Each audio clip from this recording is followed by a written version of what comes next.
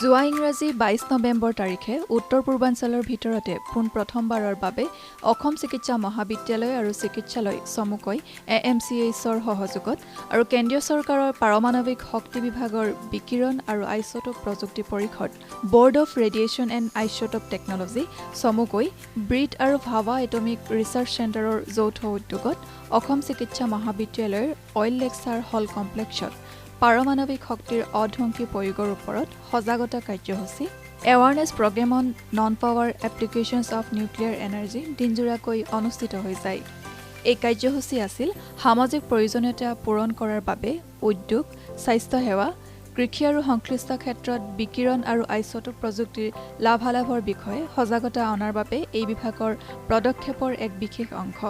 উক্ত অনুষ্ঠানত ব্ৰিটৰ মুখ্য কাৰ্যবাহী প্ৰদীপ মুখাৰ্জী, ব্ৰিটৰ ডেপুটি জেনেৰেল ডক্টৰ বিজয় ভি কাটৱাডে, ডিব্ৰুগড়ৰ জিলা সদৰৰ মহকুমাধিপতি অৰিজিৎ মহাজন, ভাৱা এটমিক ৰিচাৰ্চ চেণ্টাৰৰ বিজ্ঞানী বিনয় ভাৱে, ডক্টৰ বসু, ব্ৰিট মুম্বাইৰ বিজ্ঞানী ডক্টৰ উষা পাণ্ডে, পাৰমাণৱিক শক্তি বিভাগৰ জ্যেষ্ঠ বিজ্ঞানীসকল, অসম চিকিৎসা মহাবিদ্যালয়ৰ উপাধ্যক্ষ doctor Rima Nath, community medicine বিভাগৰ মুৰব্বী অধ্যাপক ডক্টৰ গৌৰাংগী গগৈ, অধীক্ষক ডাক্তৰ ধ্ৰুৱজ্যোতি ভূঞাৰ লগতে চিকিৎসক, স্নাতকোত্তৰ শিক্ষাৰ্থী, শোধনাগাৰ পেছাদাৰী আৰু বিশ্ববিদ্যালয়ৰ শিক্ষকসহ ১২০ জনতকৈও অধিক প্ৰতিনিধিৰ লগতে অনুষ্ঠানত ডিব্ৰুগড়ৰ Kanoi college, Dibru college, চলব্ৰুক academy, ডিব্ৰুগড়ৰ চৰকাৰী ল'ৰা আৰু ছোৱালী উচ্চতৰ মাধ্যমিক বিদ্যালয়কে ধৰি বিভিন্ন শিক্ষানুষ্ঠানৰ ৬০জন স্কুলীয়া ছাত্ৰ ছাত্ৰীসহ আয়োজক অনুষ্ঠানকেইটাৰ বিষয়ববীয়া আৰু বিজ্ঞানীসকল উপস্থিত থাকে।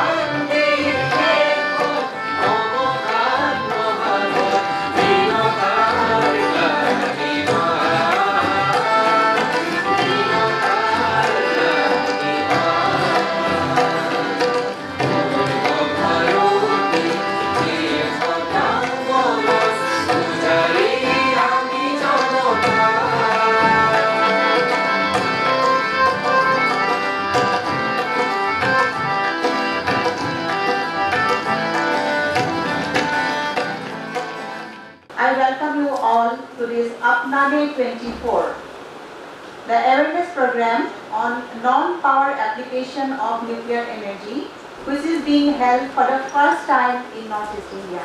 Which is indeed, we are very privileged that we are being selected as the site for this August gathering. And I would like to thank Mr. Partho Hajorika, who is here, who is officer in charge of the regional center of BRIT, who came with the proposal to our principal, Professor Sanjeev Kakoti, that they are going to we are thinking of this Apnane 24 here. And our principal sir was so keen to organize this year that he incorporated our Science Society members also along with this to organize it, so that it is organized now under the Science Society banner, and the whole dynamic and energetic team of Science Society Assam Medical College is a part of this. Now, a little bit about the history of our association with BRIT, that is Board of Radiation and Isotope Technology, Mumbai. Ours being the oldest medical college of this region, Northeast region, and one of the oldest in the country. We all know that it was established in 1947. And before that, the predecessor was Berry White Medical School. And it is very astonishing to know that the radio diagnostic and radiotherapy started 2 decades after Professor Ranjan. He discovered X-ray in Germany. And we have the deep X-ray machine. With the deep X-ray machine, radiotherapy was started in 1950s. Another deep X-ray machine and over 60 unit was installed in the year 1967. And it was the only source of radiotherapy at that time to the whole eastern region, northeastern region at that time, serving population at large. And another therapy, that is brachytherapy, was also started here in the 50s with the use of radium. And a number of patients, female patients with CA cervix, carcinoma cervix, was benefited from it. And the new cobalt unit started functioning in 1997, and Department of Radiotherapy was formed in Assam Medical College in the year 1993 after separating it from the parent department of radiodiagnosis. So another application of this radioimmunoassay method, RIA laboratory, was functioning since early 80s in Assam Medical College. We are using the RIA method for assay of various hormones and other antigens, which is very specific and sensitive method in the RIA center, which is situated in our college. I would like to remember one very dedicated person in this context, Dr. Misbahur Rahman, late Misbahur Rahman. He served very dedicatedly in this RIA center for a very long period of time, and he was a visionary in this context. A very warm welcome to each and every one of you. As the organizing secretary for this program, it is my honor and privilege to stand before you today and share the exciting details of what we have planned today for the awareness program on non-power applications of nuclear energy. As a part of Department of Atomic Energy's initiative to arrange the events from time to time to showcase the benefits of radiation and isotope technology in industry, healthcare, agriculture, we have planned this event in association with Assam Medical College and Hospital. Of course, we have one of our regional centers at this college providing RIA services since 1986.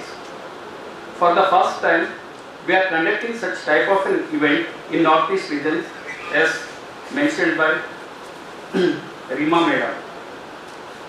Today, around 100 delegates have registered. Those include medical practitioners, postgraduate students, refinery professionals, university teachers and research scholars. Today there will be 2 keynote lectures, one on atom for humanity and on nuclear medicine by our Chief Executive Mukherjee sir, and one from Dr. Sandeep Basu, Head Radiation Medicine Center, VARC, regarding nuclear medicine. Apart from this, we have 5 lectures covering almost all aspects of non-power applications of nuclear energy to create interest in nuclear technology for the participants from our colleagues from various BA units and Assam Medical College. A very warm welcome to our chief guest of today's program, Sri Arijit Mahajan, SDO Dibrugarh, Professor Rima Nath, Vice Principal, Assam Medical College, Professor Jyoti Bhuiya, Superintendent, Assam Medical College, Professor Gorangi Gogoi from Assam Medical College, and dignitaries of the dais, my senior colleagues, Professor Sandeep Basu, Dr. Usha, Mr. Bhabe, and our persons from Bodua Cancer Center, Professor Ezil, and the students from various colleges in and around. I came to know DHSK College, Dibrugarh University, Assam Medical College, OIL Hospital, Dibrugarh Cancer Center, Dibrugarh College, Dibru College, and obviously PhD scholars and the media personnel. So the mandate of our department is to utilize the nuclear energy for the purpose of nuclear power generation as well as the non-power application. Through this kind of program, actually we would like to dispel the myths and basically, the kind of wrong notion that nuclear energy is harmful. So we want to dispel of that thing. So this is our some kind of an endeavor. We do it at various places, and this is the first time we have chosen the place Dibrugarh itself, because in the Northeast we have never done this kind of program. As you know, radiation and radioisotopes, it has a vital utility in the area of healthcare, industry and agriculture. I think those who will be attending this program will be going through a series of lectures which will be given by our eminent personalities from the Department of Atomic Energy. They will give you some kind of a detail, of course. Very little time is there, but at least you will come to know that what are the different usages of the nuclear energy, especially in the non-power application. DAE has its presence in the Northeast quite a long back. Maybe before the existence of DAE. Atomic Mineral Division, this year they are celebrating their 75th year. They were involved in the mineral exploration in the Northeast area from quite a long back, and they have their establishment here in Shillong. Apart from that, we have this Bodua Cancer Center in Guwahati, which is one of our institute serving for the humanity for this cancer care. In the area of healthcare, radioimmunoassay program was initiated by Assam Medical College with the support of Department of Atomic Energy, and has been serving the people of Assam for more than 3 decades. In fact, it was initiated somewhere in 1986, and BRIT was formed in 1989, and in fact this particular center was taken over by BRIT in somewhere in 1989. I understand that at present there are 9 PET centers in Northeast and 2 high-dose therapy centers, mainly for the lutetium drugs, and 3 centers with SPECT CT system. I would like to particularly mention the yeoman service of Dr. B. Bodua Cancer Center, a grant-in-aid hospital of Department of Atomic Energy for Oncology. But there is still a long way to go, and our department's aim is to bring the benefit of radiation and radioisotope to the large sections of the society in the Northeast India. We are also serving the non-destructive testing industry by providing the state-of-the-art radiography devices, which are extensively used by industry to verify structural integrity of various materials. I have only touched upon a very few non-power application of nuclear energy. I have a talk just after this, which I can go a little bit of detail and elaborate some of the more of this on these points, including the services rendered by BRIT in this area. Now, this particular event, in day-long event, We will be having, as Vijay has already explained, we have few lectures. We have the interactive session with the students also, those who come to know about nuclear energy and their non-power applications. So I hope you will enjoy this program and you will be educated. Obviously, you will be educated through these lectures.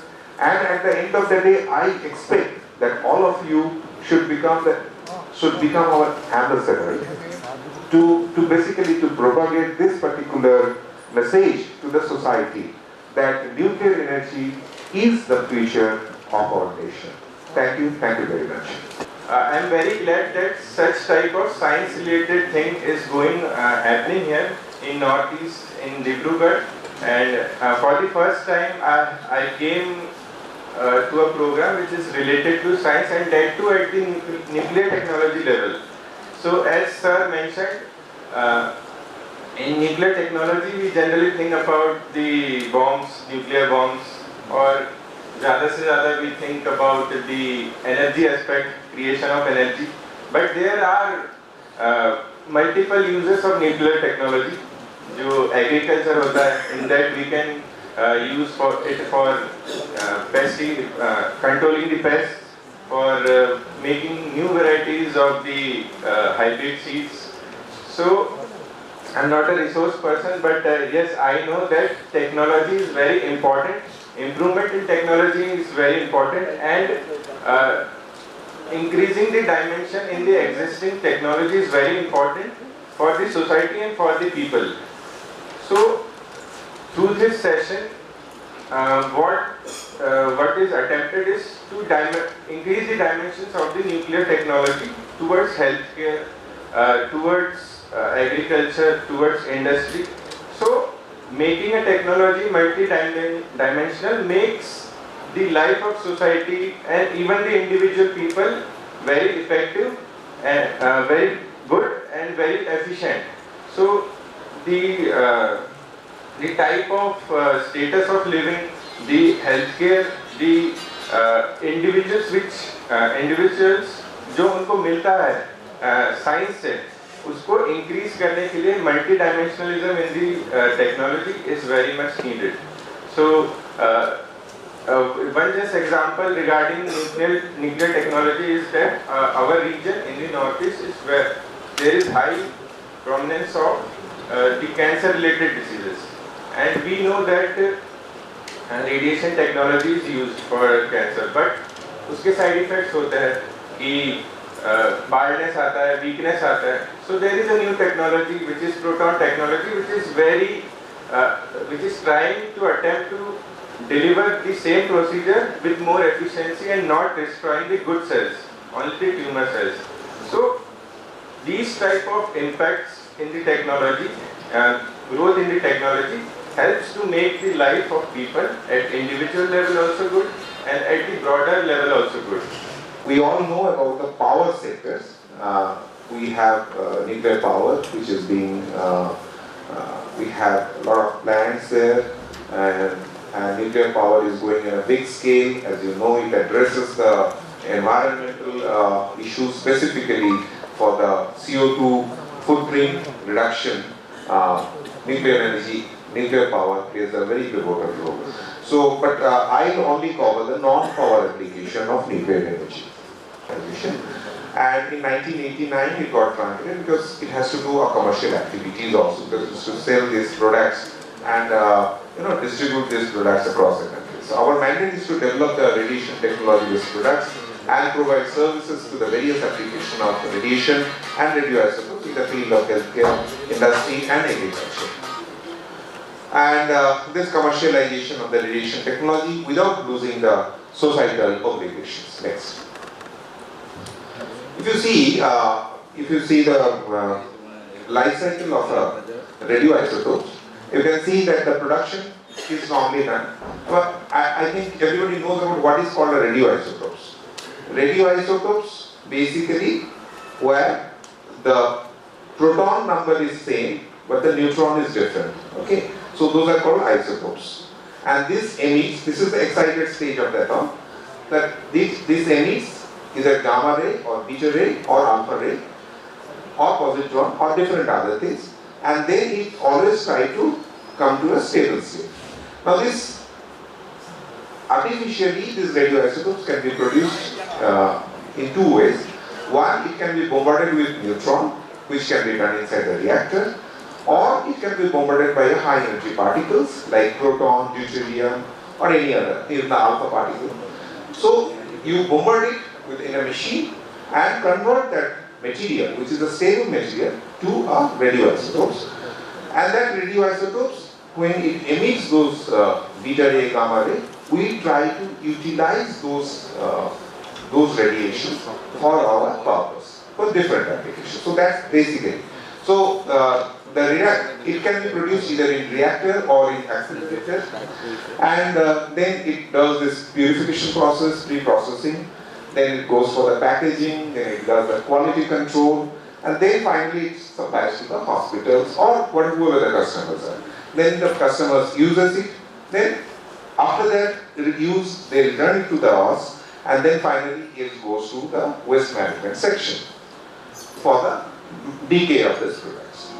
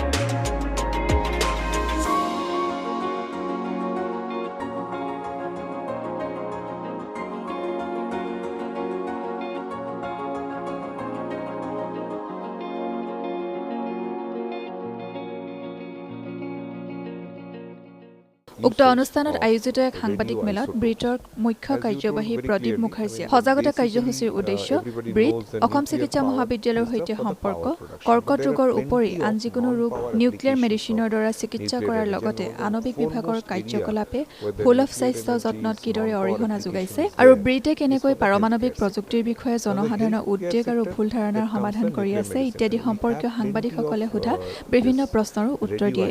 Plethora of radioisotopes are there which are emitting gamma ray and beta ray, and obviously some of the coming isotopes are coming for alpha ray, which goes for the alpha therapy, like actinium-225, which will be the future of it for the alpha therapy. Okay, so these are isotopes mainly initially the nuclear medicine was used for the diagnostic purpose. But slowly nowadays, lots of nuclear medicine, the new nuclear medicines are coming for the therapeutic application as well as the theranostic application. Theranostic is basically a pair. The same isotopes in a smaller version, it will be used for, for the diagnostic purpose, and when it will be given for the higher doses, it will be used as a therapeutic purpose. So like this, I'm telling you, the gallium and lutetium, these are the theranostic pair. So gallium-68 will be used for the diagnosis of the diseases, exactly, and then based on that the lutetium will be provided, lutetium-177 isotopes, be in the form of lutetium PSMA or lutetium DOTA So these are some of the name of the radiopharmaceutical. So now the research is going on for making newer and newer isotopes.